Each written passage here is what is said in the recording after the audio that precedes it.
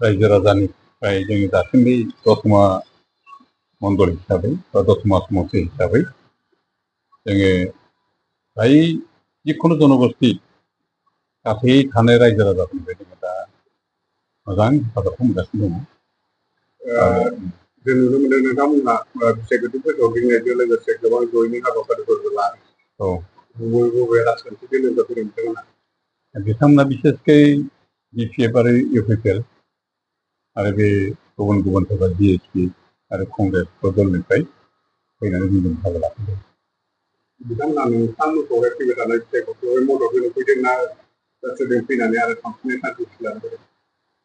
जोङो दा मोनदांदों जायफोरना दा जोंजों फैगासिनो गावसोरनि गोसो जानानै सम्भबसो जोंखौ गारनानै थांनोबो सानाखै आरो बिसोर फैबाय थानाय बै राजनितिक जि परिबेस आरो बे बिसायख'थिनि जे मोनसे आबहावा बेखौ नुहुरदों आरो जों जे देरहाखागोन सरकारखौ बिजिरनानै लागोन बे फोथायनायजों बिथांमोनहा जोंजों फैदों।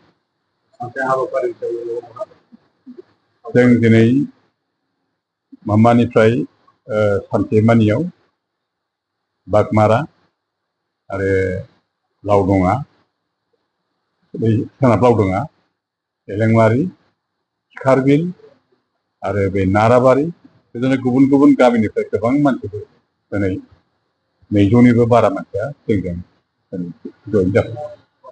जों नुनो मोनदों जोंनि बे टाउनावबो गोबां जयेनिं बाहाय माने बुंनो थाङोब्ला सानफ्रामबो जायो फैयो बिथांमोना जयेन जाफैनानै आरो जोंनि बुथ कमिटिजों ज' थानानै लोगोसे खामानि मावनो साखाफारा जानानै थाहैयो। जयेन लानानै रावबो एरायनानै थायाखै आरोखि।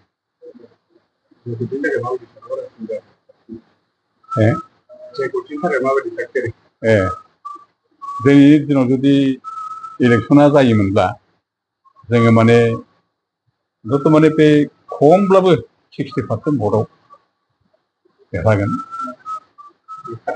बे खाथांखा आरो फैबाय थानाय समाव मानसिफ्रा जोंना गोबां बांबोगासिनो दङ आरो जेब्ला जों मनरन्जन ब्रह्मनि टिकेटखौ डिक्लेयार होगोन होमब्ला जों सानदों जे बेहाय लाथ्र'नो हायि रोखोम परिबेस जोंजों फैगोन आरो मानसिफ्रा